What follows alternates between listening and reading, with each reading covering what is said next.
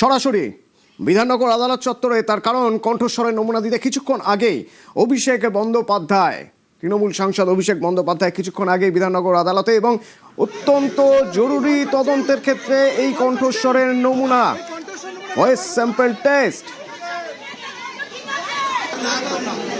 যে নমুনা যখন চাওয়া হয়েছিল তারপর জল গড়ায় আদালতে। আজ বিধাননগর আদালতে যখন অভিষেক বন্দ্যোপাধ্যায় এলেন সেই সময়ের ছবি বোঝার চেষ্টা করবো। একবার অনুপ রয়েছে সরাসরি আমার সঙ্গে। অনুপ, সকাল থেকে একটা সাজো সাজো রব, প্রচুর সংবাদ মাধ্যমের সবাই সেখানে অপেক্ষা করে রয়েছেন এবং প্রচুর নিরাপত্তার ব্যবস্থা ছিল। অভিষেক বন্দ্যোপাধ্যায় এলেন কিছুক্ষণ আগে, অভিষেক বন্দ্যোপাধ্যায় ভিতরে ঢুকে গেলেন। কেমন দেখলে বডি ল্যাঙ্গুয়েজ? তার সঙ্গে আর কে ছিলেন? আইনজীবী ছিলেন তার সঙ্গে। তো অভিষেক বন্দ্যোপাধ্যায় তিনি 11:48 নাগাদ বিধাননগর যে আদালত, সেই বিধাননগর এসিজিএম আদালত, সেখানে এসে পৌঁছন এবং তার সঙ্গে তার আইনজীবী যেমন ছিলেন, পাশাপাশি দেখা গেল দলীয় কর্মী সমর্থক তারা কিন্তু কয়েকজন মাত্র বাইরে এসেছেন। এবং দেখা যায় অভিষেক বন্দ্যোপাধ্যায় বডি ল্যাঙ্গুয়েজ অন্য দিনের মতো একেবারে, যেদিন কোনো দিন তাকে জিজ্ঞাসাবাদ প্রক্রিয়া হয়, অর্থাৎ ইডি বা সিবিআই তাকে যেবার জিজ্ঞাসাবাদ করেছে যেরকম একটা বডি ল্যাঙ্গুয়েজ ছিল, আজকে কিন্তু একই রকম বডি ল্যাঙ্গুয়েজ লক্ষ্য করা যায়। এবং বিধাননগর আদালত কক্ষের বাইরে তিনি যখন তার গাড়ি এসে থামে, এরপরে পায়ে হেঁটে সরাসরি অন্য একটি গেট দিয়ে অভিষেক বন্দ্যোপাধ্যায় তাকে ভিতরে নিয়ে যাওয়া হয়। বিধাননগর পুলিশের পক্ষ থেকে দেখা গেল সকাল 10টা থেকে নিশ্চিত নিরাপত্তার ব্যবস্থা করা হয়েছিল। তার কারণ অভিষেক বন্দ্যোপাধ্যায় যে আজকে কণ্ঠস্বর নমুনার জন্য তিনি আসবেন, এটা কিন্তু পুলিশের কাছে খবর ছিল। তার কারণ তার না এসে কোনো উপায় ছিল না। আদালত হাইকোর্টের পক্ষ থেকে বলা হয়েছিল অভিষেক বন্দ্যোপাধ্যায় তিনি যদি এই কণ্ঠস্বর নমুনার পরীক্ষায় সহযোগিতা না করেন, সে রক্ষা কবচ কিন্তু প্রত্যাহার করা হবে। এবং সেই কারণে অভিষেক বন্দ্যোপাধ্যায় তিনি সরাসরি দেখা গেল বিধাননগর আদালত, সেখানে 11:48 এসে পৌঁছলেন। দুপুর 12টার মধ্যে তার আসার কথা ছিল, যেহেতু তিনি আজকে যদি কোনো ভয়েস স্যাম্পল টেস্ট হয় বা কণ্ঠস্বর নমুনা পরীক্ষা করা হয়, সেক্ষেত্রে নিয়ম অনুসারে আদালত কক্ষে জানাতে হয় আইনজীবী মারফত যে তিনি উপস্থিত রয়েছেন। এবং ইতিমধ্যে একটা খবর তোমায় দিয়ে রাখি যে আদালত কক্ষের বাইরে অর্থাৎ ভিতরে একটি ঘর, রেকর্ডিং ঘর কিন্তু ইতিমধ্যে রেকর্ডিং ঘরের বিষয়ে জানবো। অনুপ, এই রেকর্ডিং ঘরের বিষয়ে জানবো, সেখানে কিভাবে রেকর্ডিং হবে, কিভাবে ভয়েস স্যাম্পল টেস্ট হবে জানবো। তবে তার আগে একবার শুনিয়ে রাখতে চাইবো যে অভিযোগ কি ছিল তার বিরুদ্ধে, কি অভিযোগ, যিনি অভিযোগ করেছিলেন, অভিযোগ শোনা যায়।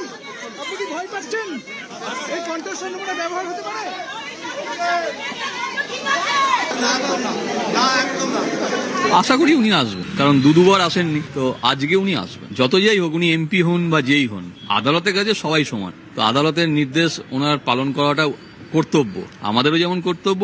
উনি এমপি হতেই পারেন, ওনারও এটা কর্তব্য। আমি অভিযোগ করেছি এবং এই অভিযোগের একটা পার্টে আজকে ওনাকে গলার ভয়েস স্যাম্পল দিতে হচ্ছে, আরেকটা পার্ট আছে সেটা এখনো অব্দি তদন্ত হয়েছে। ওটা রিজু দত্তকে ডাকা হয়েছিল, তৃণমূলের যিনি সাসপেন্ডেড মুখপাত্র, ওনার বয়ান রেকর্ড হয়ে গেছে। বিজেপির একজন বিধায়ককে ডাকা হয়েছিল, তারও বয়ান রেকর্ড হয়ে গেছে। ওই পার্টটা এখনো অব্দি কোর্টের সামনে আসেনি।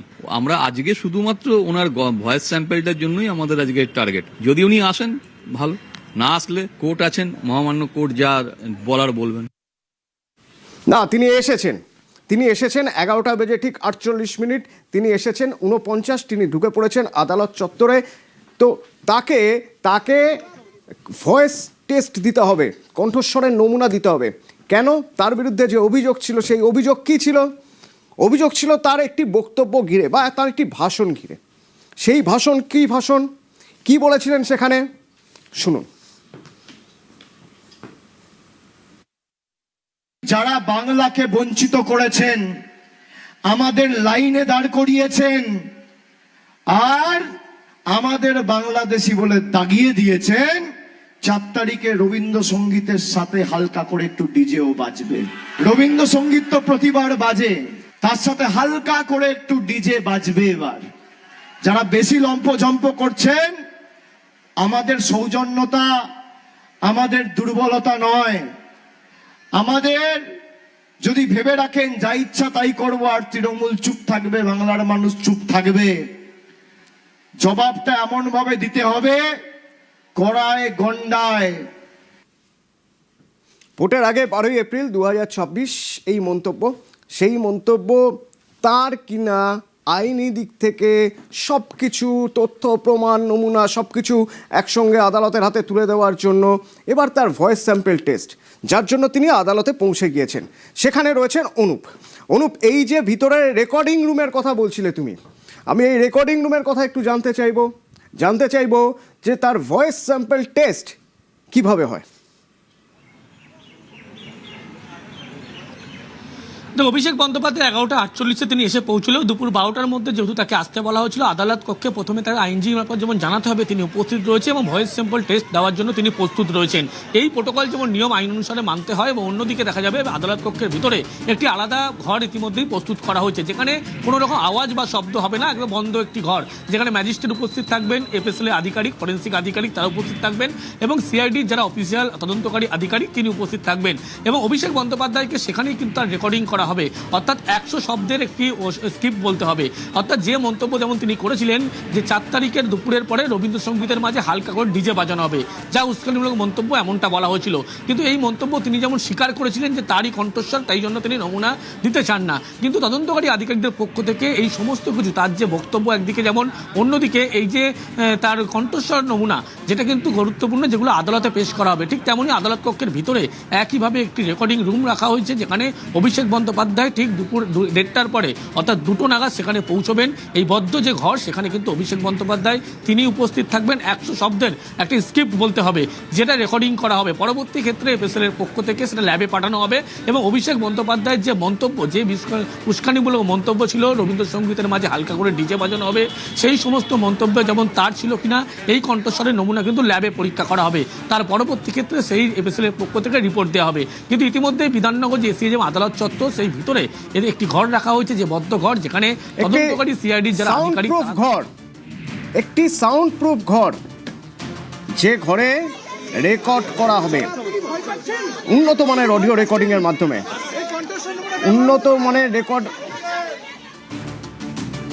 উন্নত মানের অডিও রেকর্ডিং এর মাধ্যমে কণ্ঠস্বরের নমুনা নেওয়া হবে।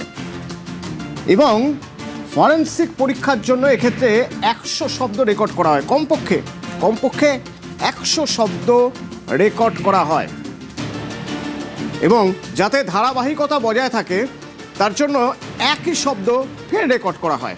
আর রেকর্ড করার ভয়েস স্যাম্পল পাঠানো হবে এরপর সেন্ট্রাল ফরেনসিক ল্যাবে। কেন সেন্ট্রাল ফরেনসিক ল্যাব? তার কারণ সেখানকার পদার্থবিদ্যা বিভাগ, সেখানে কণ্ঠস্বরের নমুনা ম্যাচ করানো হবে, অর্থাৎ ম্যাচ করছে কিনা দেখা হবে, নমুনা মিলিয়ে দেখে তারপরে সিদ্ধান্ত নেওয়া হবে।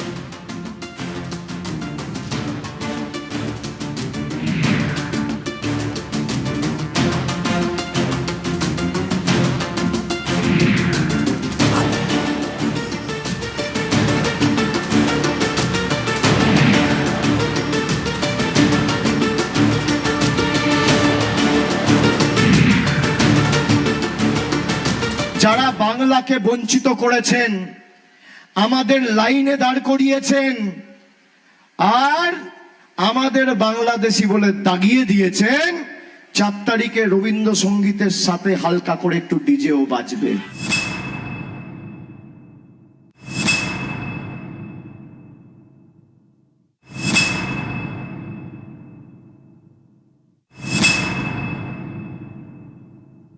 আজকে ওনার অ্যাডভোকেট মামলার একদম শেষ মুহূর্তে, যেটা উনি একটা আস্তে করে উনি একটা অ্যাপিল করেছিলেন, যে ওনার এই ভয়েস স্যাম্পল উনি দেবেন, কিন্তু সেটা যেন অন্য কোনো এজেন্সি না নেন। তো সেটা শোনার পরে আমরা কোর্টরুমে সবাই আমরা খুব হাসাহাসি করেছি, এবং মহামান্য বিচারপতি উনি শুনে আর একটি শব্দ ব্যয় করেননি, জাস্ট ফাইলটা উনি রেখে দিয়েছেন। তো ওনার ভয় কিসে? উনি তো জীবনে কোনোদিন দুর্নীতি করেননি বলে দাবি করেন।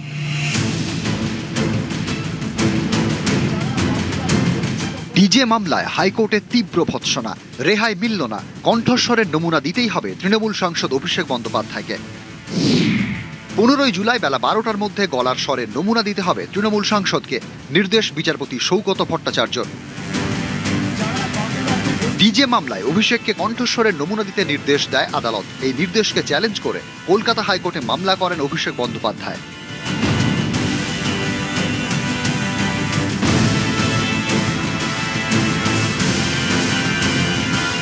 শুক্রবার ডিজে মামলার শুনানিতে বিচারপতি সৌগত ভট্টাচার্য অভিষেক বন্দ্যোপাধ্যায়ের আইনজীবীর উদ্দেশ্যে প্রশ্ন করেন, কণ্ঠস্বরের নমুনা কখন দেবেন? সবকিছুর সীমা থাকা উচিত। তদন্তে সহযোগিতা না করলে রক্ষা কবচ প্রত্যাহার করব, নির্দেশ জারি করব আপনি তদন্তে সহযোগিতা করছেন না।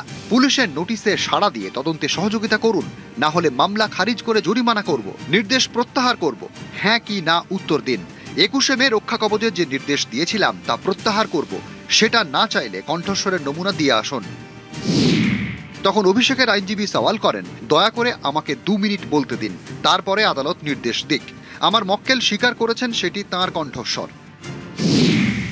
বিচারপতি সৌগত ভট্টাচার্য বলেন, প্রয়োজন বুঝেই নির্দেশ দিয়েছেন জুডিশিয়াল ম্যাজিস্ট্রেট, তা পালন করতে হবে। তদন্তে সহযোগিতা করবেন, সেই কারণেই রক্ষা কবচ। তখন বলতে চেয়ে 2 মিনিট সময় চান অভিষেকের আইনজীবী অয়ন ভট্টাচার্য। তিনি বলেন, 23শে জুন কণ্ঠস্বরের নমুনা সংগ্রহের নির্দেশ দেওয়া হয়। আমার মক্কেল মন্তব্যের দায়বদ্ধতা স্বীকার করছেন, একবারও দাবি করেননি কণ্ঠস্বরের নমুনা সংগ্রহের নির্দেশে রক্ষা কবচ হয়েছে। নমুনা সংগ্রহের নির্দেশ দেওয়ার সময় আমার মক্কেলের বক্তব্য শোনা হয়নি, ওই নির্দেশকে চ্যালেঞ্জ করা হয়েছে।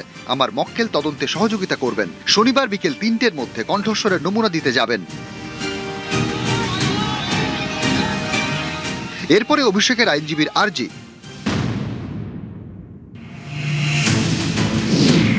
তার মক্কেলকে লক্ষ্য করে ডিম ছোড়ার ঘটনা যেন না ঘটে।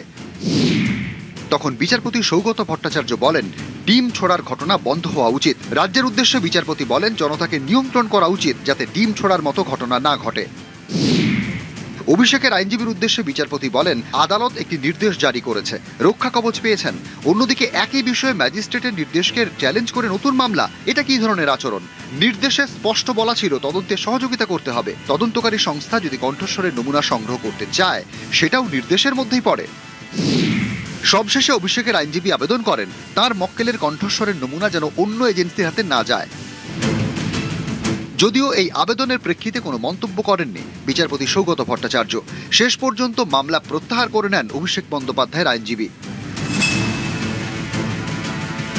ওনার ভয় কিসে? উনি তো জীবনে কোনোদিন দুর্নীতি করেননি বলে দাবি করেন। উনি তো ফাঁসির মঞ্চ রেডি করে রেখেছেন যে কোনো সময় উনি ফাঁসির মঞ্চে চলে যাবেন। তো ওনার তো এত বড় যখন তার বুকের পাটা, তা উনি তো ভয় পাচ্ছেন কেন? কোথায় ওনার ভয়? কালীঘাটের কাকু বলেছেন ওনাকে কেউ ছুতে পারবেন না, আমি শুধু ছুঁইনি, ওনাকে আমি মাথায় হাতও রেখে দিয়েছি। অভিষেক ব্যানার্জি, আপনি যেভাবে দুর্নীতি করেছেন, যেভাবে হুমকি দিয়েছেন, শুধু হুমকি দেওয়া নয়, আপনার দলের লোকেরা, আপনার গোষ্ঠীর লোকেরা যেভাবে অত্যাচার করেছে, তার বিচার তো করতেই হবে। সুতরাং আপনার যদি গলার কণ্ঠস্বর যদি ম্যাচ করাতে হয়, সেটা যদি আদালত বলে আপনাকে যেতে হবে, আপনি চ্যালেঞ্জ করছেন কেন?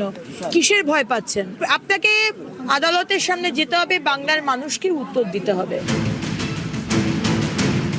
নিউজ 18 বাংলা।